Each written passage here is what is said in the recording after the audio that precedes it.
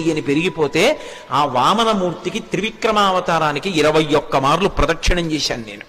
కానీ ఇప్పుడు వృద్ధుణ్ణైపోయాను, బడలిపోయాను, 100 యోజనములు దాటలేను. కాబట్టి పిల్లవాడివి, శక్తివంతుడవు, నువ్వు శక్తి పుంజుకొని బయలుదేరాలని జాంబవంతుడు హనుమతో మాట్లాడి ఒక మాట అన్నాడు. జాంబవంతుడు రామాయణంలో ఏదైనా చెప్పాడు అంటే దానికి ఒక ప్రమాణం ఉంటుంది. ఎందుకంటే సృష్టికర్త అయిన బ్రహ్మగారు ఆవలిస్తే బ్రహ్మగారి అంశతో బయటికి వచ్చినటువంటి వాడు.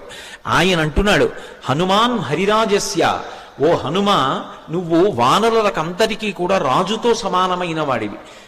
పేరుకి సుగ్రీవుడు రాజు, కానీ సుగ్రీవుడి కన్నా నువ్వు ఏ విషయంలో తక్కువ కాదు. సుగ్రీవుడే కాదు, రామలక్ష్మణయోశ్చాపి తేజసాచ బలీనచ, రామలక్ష్మణులతో కూడా నువ్వు తేజస్సులో బలంలో సమానమైనటువంటి వాడివి. అటువంటి వాడివి ఇలా కూర్చుంటావా?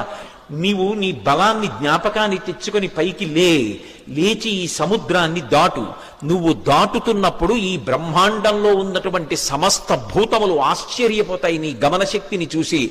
ఆశ్చర్యపోయి భూతకోటి అంతా లేచి నిలబడి నమస్కరిస్తుంది. అంత వేగంతో వెళ్ళగలిగిన వాడివి. అటువంటి వాడివి ఇలా కూర్చోకూడదు. వానర జాతి పరువంతా నీ చేతిలో ఉంది. నువ్వు ఇవాళ వెళ్ళి సీతమ్మ దర్శనం చేసి వచ్చి ఆమె జాడ తీసుకొస్తే మనం వెళ్ళి మళ్ళీ సుగ్రీవుడికి చెప్తే, సుగ్రీవుడు రాముడికి చెప్తే, రాముడి వలన ఉపకారం పొందినటువంటి సుగ్రీవుడు ప్రత్యుపకారం చేశాడనేటటువంటి మాట నిజమవుతుంది. లేకపోతే మన ప్రభువు పరువు పోతుంది, ప్రభువు చేత పరిపాలింపబడిన వానర జాతి పరువు పోతుంది. ఇంతమంది పరువు నీ చేతిలో ఉంది, ఇంతమంది శోకాన్ని పోగొట్టగలిగిన వాడివి నువ్వే. నాయనా లే అని ఒక్కసారి ప్రచోదనం చేస్తే శాప విమోచనం అయిపోయింది. వెంటనే ఆయన తన బలాన్ని తాను జ్ఞాపకానికి తెచ్చుకొని మహేంద్రగిరి మీదకి ఎక్కుతూ అక్కడ నిలబడి ఒక మాట చెప్పారు. నా బలం నాకు జ్ఞాపకానికి వచ్చింది. నాతో సమానంగా వెళ్ళగలిగినటువంటి వాళ్ళు ఇద్దరే. ఒకటి నా తండ్రి వాయుదేవుడు, 2 గరుత్మంతుడు.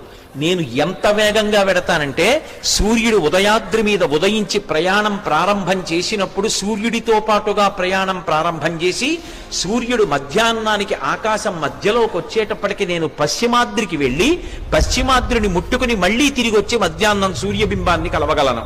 అంత వేగంతో వెళ్ళగలను. సముద్రం మీద నేను వెడుతున్నప్పుడు నా వేగాన్ని తట్టుకోలేక నా తొడల యొక్క వేగానికి సముద్రాన్నంతటినీ చాప చుట్టినట్టు చుట్టి నీటిని పైకెత్తి తీసుకుపోగలను. ఆకాశంలో